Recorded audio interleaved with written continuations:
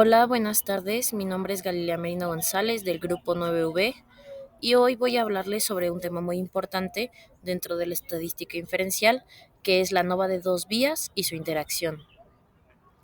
Este tema es una de las herramientas estadísticas más utilizadas cuando queremos comparar grupos y analizar los efectos de diferentes factores al mismo tiempo, tanto en contextos industriales como en otras áreas. Por ejemplo, en mi presentación yo les voy a hablar en este caso de áreas deportivas.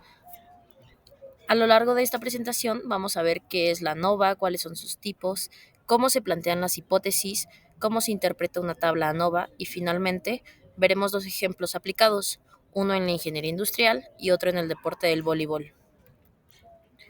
¿Qué es una ANOVA? La palabra ANOVA proviene de análisis de varianza, la cual es una técnica estadística que se utiliza para comparar las medias de varios grupos y determinar si existen diferencias significativas entre ellos.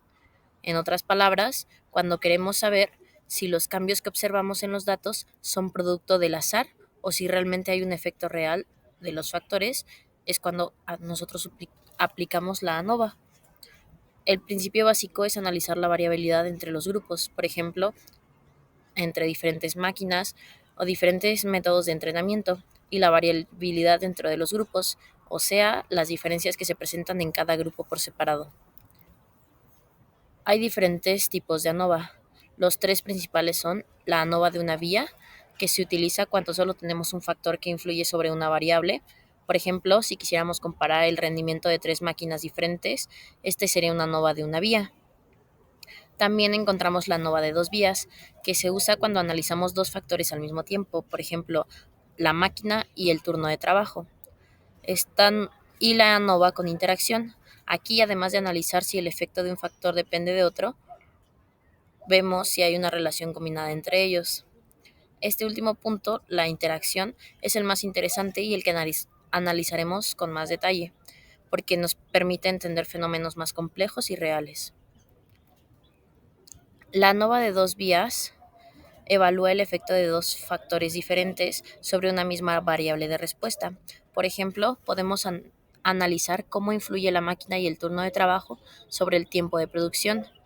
Este tipo de análisis nos permite identificar tres cosas: el efecto del factor A, que podría ser, por ejemplo, la máquina; el factor B, en este caso podríamos hablar del turno; y la interacción entre A y B, que sería el efecto de la máquina si depende del turno o viceversa. Los supuestos de la ANOVA de dos vías. Como toda prueba estadística, el ANOVA tiene ciertos supuestos que deben cumplirse para que los resultados sean válidos. Está la independencia de las observaciones, que se refiere a que los datos de un grupo no deben de influir en los del otro. La normalidad de los residuos, que se refiere a cuando los errores deben seguir una distribución normal. La homogeneidad de varianzas, se refiere a que los grupos deben de tener varianzas similares. Y los factores categóricos, que es cuando los factores deben de tener niveles definidos como mañana, tarde, técnico o físico, entrar en una categoría. Cumplir con estos supuestos garantiza que el análisis sea confiable. Aquí tenemos un ejemplo industrial que habla sobre una máquina y el turno. Supongamos que una empresa quiere comparar el tiempo promedio de producción en minutos usando dos máquinas, la A y la B, en dos turnos diferentes de trabajo, la mañana y la tarde. Cada combinación de máquina y turno tiene tres observaciones.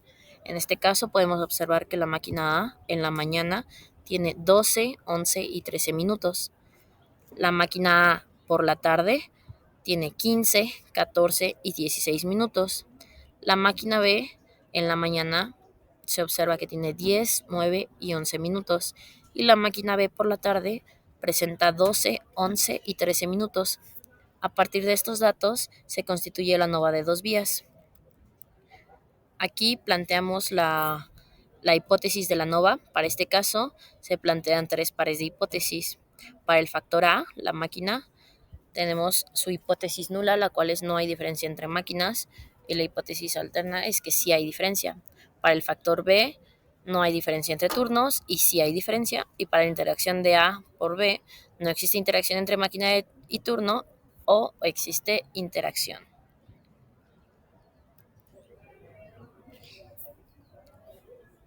Aquí esto es la que se utiliza para el cálculo de la nova y obtenemos la tabla de esta nova que se muestra la descomposición de la variabilidad. Los resultados indican que la máquina y el turno son significativos porque sus valores P son menores a 0.05. Sin embargo, la interacción no lo es, ya que P es igual a 0.07.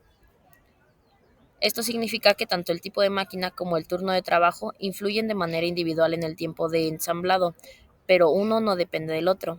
En términos prácticos, la empresa puede analizar cada factor por separado, elegir las máquinas más eficientes y decidir el mejor turno sin preocuparse de que uno afecte al otro. Aquí tenemos otro ejemplo. Este es un ejemplo de un caso deportivo donde se puede aplicar la nova. Supongamos que queremos analizar el porcentaje de aciertos en el servicio de jugadores de voleibol, donde vamos a considerar dos factores. El factor A, que va a ser el tipo de entrenamiento, ya sea técnico o físico, y el factor B, que va a ser la posición del jugador, líbero o atacante. Y se obtienen estos datos, los cuales son que en técnico el líbero tiene 85, el atacante 75. En técnico 83 y el atacante 80, el técnico 84 y el atacante 79, el físico 81 el líbero, 88 el atacante, el físico 80 y 87 el atacante, el físico 82 y 89 el atacante. Y se puede observar que la variable dependiente es el porcentaje de aciertos en el servicio. De nuevo se plantean tres hipótesis para el entrenamiento. La hipótesis sería que no hay diferencia entre tipos de entrenamiento.